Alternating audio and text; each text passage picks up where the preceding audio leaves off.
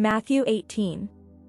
At that time the disciples came to Jesus and asked, "Who, then, is the greatest in the kingdom of heaven?"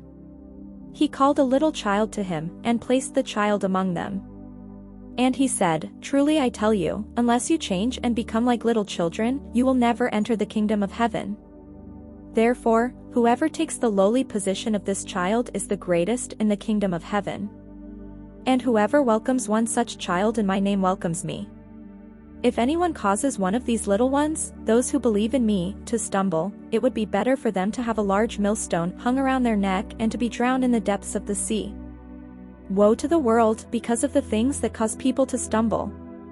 Such things must come, but woe to the person through whom they come.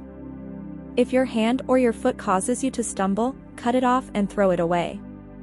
It is better for you to enter life maimed or crippled than to have 2 hands or 2 feet and be thrown into eternal fire. And if your eye causes you to stumble, gouge it out and throw it away. It is better for you to enter life with 1 eye than to have 2 eyes and be thrown into the fire of hell. See that you do not despise one of these little ones. For I tell you that their angels in heaven always see the face of my Father in heaven. What do you think? If a man owns 100 sheep, and one of them wanders away, will he not leave the 99 on the hills and go to look for the one that wandered off? And if he finds it, truly I tell you, he is happier about that one sheep than about the 99 that did not wander off. In the same way your Father in heaven is not willing that any of these little ones should perish. If your brother or sister sins, go and point out their fault, just between the 2 of you. If they listen to you, you have won them over. But if they will not listen, take 1 or 2 others along, so that every matter may be established by the testimony of 2 or 3 witnesses. If they still refuse to listen, tell it to the church, and if they refuse to listen even to the church, treat them as you would a pagan or a tax collector. Truly I tell you, whatever you bind on earth will be bound in heaven, and whatever you loose on earth will be loosed in heaven. Again, truly I tell you that if 2 of you on earth agree about anything they ask for, it will be done for them by my Father in heaven. For where 2 or 3 gather in my name, there am I with them." Then Peter came to Jesus and asked, "Lord, how many times shall I forgive my brother or sister who sins against me? Up to 7 times?" Jesus answered, "I tell you, not 7 times, but 77 times. Therefore, the kingdom of heaven is like a king who wanted to settle accounts with his servants. As he began the settlement, a man who owed him 10,000 bags of gold was brought to him.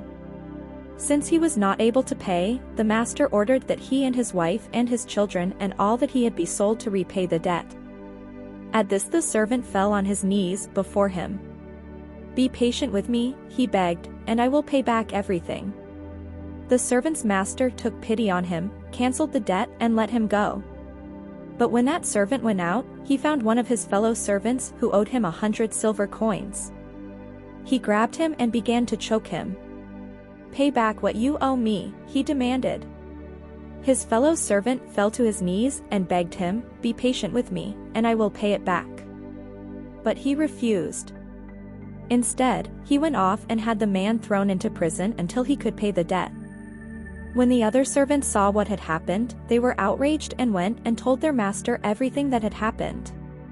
Then the master called the servant in.